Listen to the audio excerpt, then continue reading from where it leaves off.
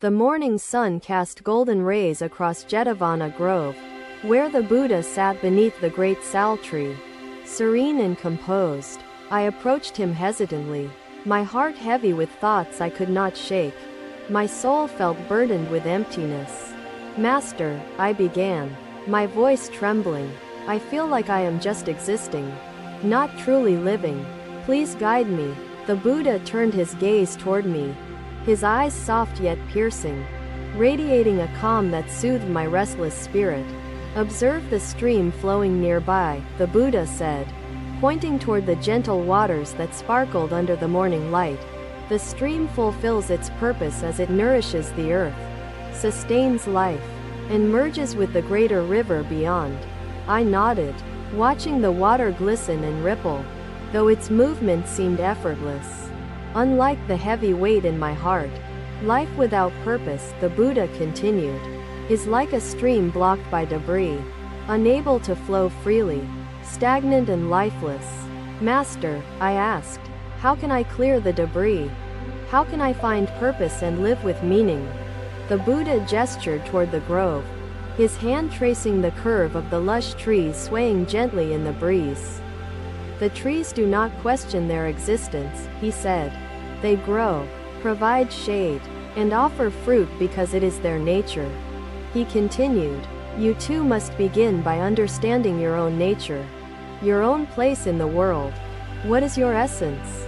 I struggled to answer, my mind flooded with thoughts. Yet none felt sufficient. The silence hung heavy between us.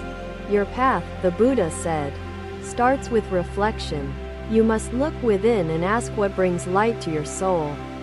He paused, allowing his words to settle, and I felt them weave through the cracks of my restless mind.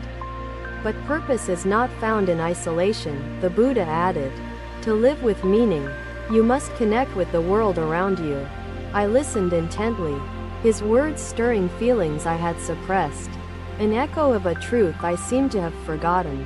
"The lotus flower," he said, gesturing toward the edge of the grove, "blooms not for itself, but for the world. It rises from the mud," he continued, "reaches toward the sun, and offers its beauty to all who pass by." "But Master," I asked, "how do I rise above the mud of my own confusion and doubt?" "It feels insurmountable," the Buddha smiled, his voice gentle as he replied. "The lotus does not curse the mud. It uses it to grow. You too must embrace your struggles and fears," he said, "and let them nourish the roots of your growth." "Living," he added, "is not about escaping hardship, but transforming it into wisdom, compassion, and strength." I nodded, the concept resonating though I struggled to accept the truth of it fully. My doubts persisted, and purpose, the Buddha continued, is not a destination, but a practice, a way of being in harmony with your inner truth. To start, he said, you must let go of attachments that cloud your vision and weigh your spirit down. "What attachments, Master?" I asked, my voice quivering. "I do not understand what binds me or limits my existence." The Buddha closed his eyes briefly, as if searching for words that would pierce the fog of my confusion. "Attachments are like the debris blocking the stream," he said. "They are desires, fears, and illusions that disconnect you from reality." He continued, "Begin by asking yourself, what do you seek that serves no purpose? What do you fear that holds you back?" I felt his words stir memories and realizations, though I was hesitant to confront the truth they revealed. "The answers to these questions," the Buddha said, "will show you where to begin clearing the debris from your stream." "But Master," I asked, "how do I know the answers are true? What if I deceive myself in my reflections?" The Buddha's smile grew deeper, his eyes soft and compassionate as he spoke. "Trust in the clarity born of mindfulness. Through mindfulness," he said, "you will learn to observe your thoughts and feelings without judgment, and see the truth in them. And purpose," he added, "flows naturally when your mind is clear, like the stream that resumes its path once unblocked." "But Master," I asked, "what if I fail? What if I cannot live with purpose and intention, no matter how hard I try? The Buddha replied calmly, failure is not the absence of success, but the refusal to learn and grow from challenges. Even the stream, he said, encounters obstacles, yet it perseveres, finding new paths to continue its journey toward the river. The practice of living with intention, he continued, is not measured by perfection, but by the courage to begin again. I felt a shift within me, as though the weight of my doubts and fears had begun to loosen their grip. The Buddha gestured toward the grove once more, his hand sweeping across the horizon as he spoke again. Look at the grove around us, he said. It is alive with purpose, each element contributing to the harmony of existence. The birds sing, he said, not because they must, but because it is their essence to bring joy to the world. The leaves fall, he continued, not in despair, but to nourish the earth below, continuing the cycle of life. You too, he said, are part of this harmony. You have a place, a role, a purpose within the vastness of existence. But Master, I asked, how do I find my role? How do I know my place in the harmony of life? The Buddha looked at me, his expression filled with infinite patience. As he replied, purpose is not imposed, it is uncovered. Start by asking yourself, he said, what service can I offer others? What light can I bring to the world? His words carried a gravity that seemed to expand the space around us, enveloping me in an undeniable truth. And remember, the Buddha added, living with intention and purpose is not a path you walk alone. Seek the support of others, he said, and offer yours in return. For life is a tapestry woven from connection. His gaze softened, and his smile returned as he concluded. Take the first step today, and the path will reveal itself. I bowed deeply, my heart filled with gratitude and a newfound sense of clarity. The journey of living had begun.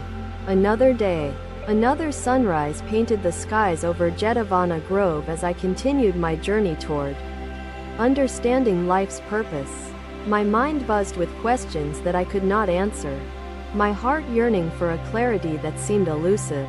As I wandered through the grove, I came upon the Buddha seated beneath a fig tree, his presence calm and steady.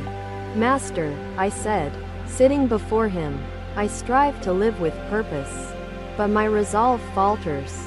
I feel unsteady. The Buddha opened his eyes, his gaze soft as he gestured for me to sit closer. His silence invited reflection. Living with purpose, the Buddha began, is not without challenges. Even the mightiest tree sways when the wind howls fiercely. I nodded, his metaphor settling into my mind, though the storm of doubt continued to swirl within my chest. But Master, I said, how do I remain steadfast on my path when doubts and fears threaten to pull me away? The Buddha gestured toward a bird perched on a branch, its beak meticulously weaving strands of grass into a nest. Do you see the bird? He asked. It builds its nest twig by twig, yet it does not rush the process. Each strand it places with care, he continued. Knowing that the nest will provide safety even through the fiercest storms, the bird's focus reminded me of the patience I often lacked, the urgency that clouded my actions and intentions. Master, I asked, how can I cultivate the patience to build my purpose twig by twig without losing my way? The Buddha turned his gaze to the horizon, where the distant mountains stood unwavering beneath the vast sky. Purpose requires trust, he said. Trust that your actions, however small, will contribute to a greater harmony in time. Do you see the mountains? He asked. They did not rise in a day. They formed over countless centuries. His words made me realize the vastness of time, the insignificance of my impatience in the grand scheme of existence. But Master, I said, what if the storms come and undo my efforts? What if my purpose is lost to chaos? The Buddha smiled, his expression filled with knowing as he began to answer. The storms may come, he said, but they cannot destroy a purpose rooted in truth, nourished by consistent effort. Even the bird, he continued, knows that some twigs may fall, yet it does not abandon the work of building. I absorbed his words, their simplicity and truth chiseling away at the walls of doubt I had erected within my heart. But Master, I pressed, what if I cannot see the results of my efforts?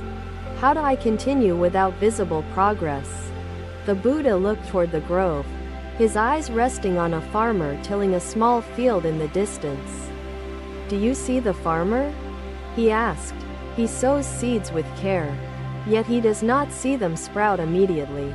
His trust lies not in seeing the growth today, he continued, but in knowing the earth holds the promise of life.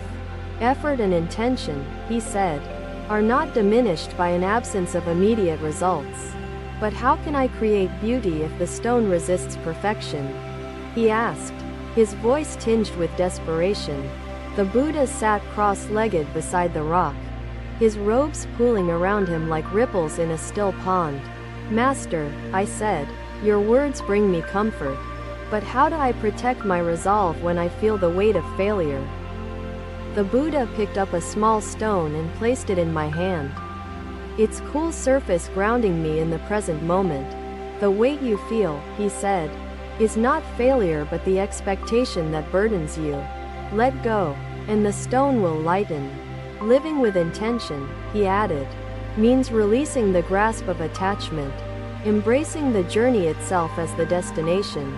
I held the stone tightly, its solid presence a reminder of the effort needed to loosen the grip of attachment.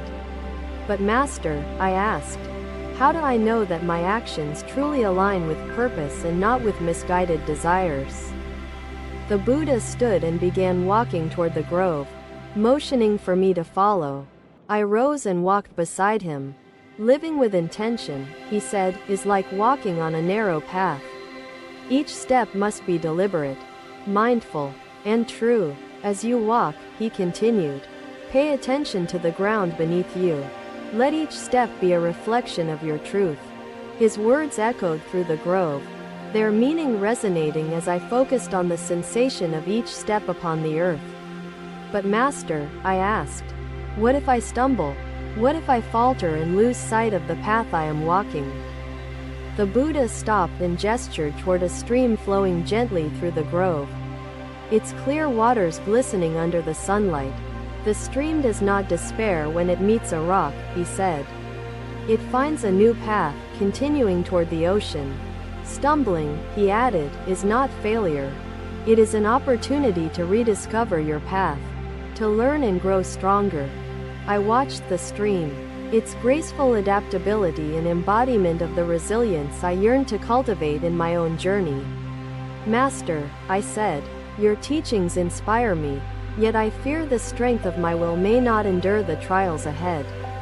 The Buddha placed his hand on my shoulder, his touch a gesture of reassurance and unyielding support. Strength, he said, is not measured by the absence of struggle, but by the courage to rise after each fall. Even the greatest mountain, he added, was once a soft mound of earth, shaped and fortified over time by persistence. His words planted a seed of determination within me, a resolve to persevere regardless of the challenges that might arise. Master, I said, how do I ensure that my intentions remain pure, untainted by selfish desires or fleeting aspirations? The Buddha turned his gaze upward, toward the sun that bathed the grove in warm light, illuminating every leaf and branch. Let your intentions, he said, be like the sun. Shine not for yourself, but for the benefit of all who live. When your purpose serves the greater good, he continued, it aligns with the natural harmony of existence and gains strength.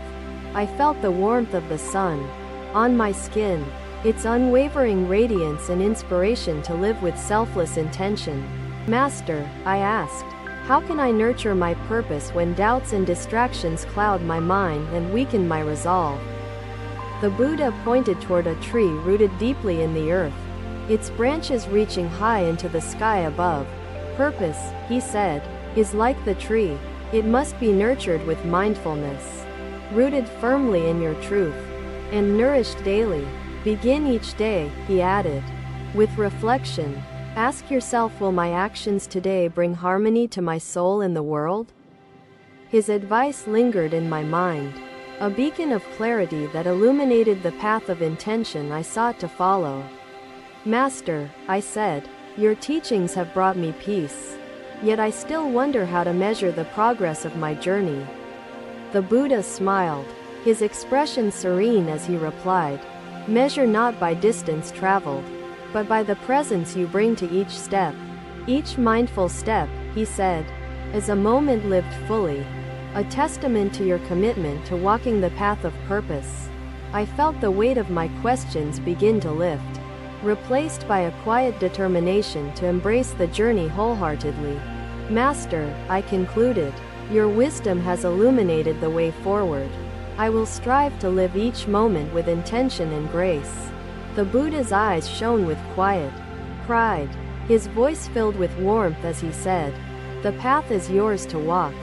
Trust it. As the sun set over Jetavana Grove, I carried his teachings in my heart, ready to face the challenges ahead. Another day, another journey began in Jetavana Grove, where the rustling leaves whispered truths I had yet to understand. My heart carried the wisdom of previous lessons. Yet questions lingered, yearning for clarity only the Buddha's guidance could provide. As I approached the grove, I found the Buddha seated near a flowing stream, his gaze resting calmly on the horizon.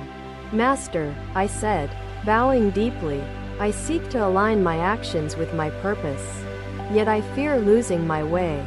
The Buddha turned toward me, his expression filled with infinite patience, a beacon of reassurance amidst my swirling thoughts. Living with purpose, the Buddha began, requires mindfulness at every moment, like a painter carefully placing each stroke on the canvas. I nodded, his words resonating with a depth I struggled to fully grasp. Yet their truth felt undeniable and profound. But Master, I asked, how can I ensure each stroke aligns with my purpose, untainted by distractions or selfish desires? The Buddha motioned toward a tree near the stream, its reflection shimmering in the water below, a vision of balance. Observe the tree, he said.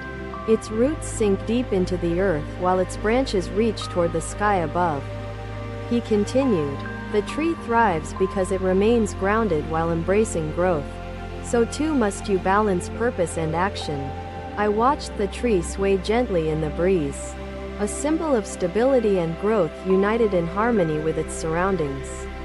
Master, I said, your teachings inspire me, yet how do I remain mindful when life pulls me in many directions? The Buddha gestured toward the stream's rippling waters, its movement steady and graceful, even as stones interrupted its path. Purpose, he said, is like the stream. Flow with intention, adapting to obstacles without losing sight of your destination. But Master, I asked, what if the obstacles overwhelm me, and I cannot continue? How do I overcome such difficulties? The Buddha smiled gently, his gaze fixed on the stream as he answered, the stream's strength lies in its persistence.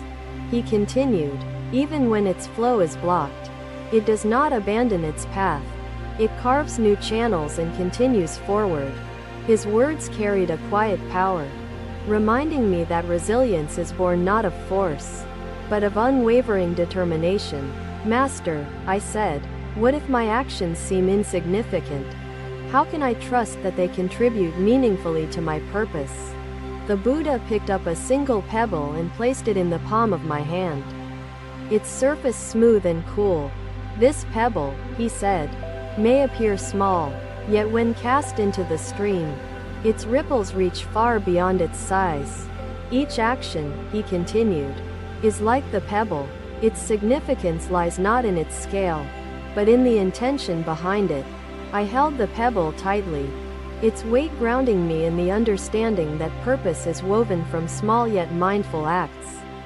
Master, I asked, How can I nurture my purpose when my mind becomes clouded with doubt? Weakening my resolve? The Buddha gestured toward the sun rising over the grove, its warmth dispelling the lingering chill of night with quiet certainty. Let your purpose, he said, be like the sun, shine consistently, embracing each day with renewed clarity and unwavering intention.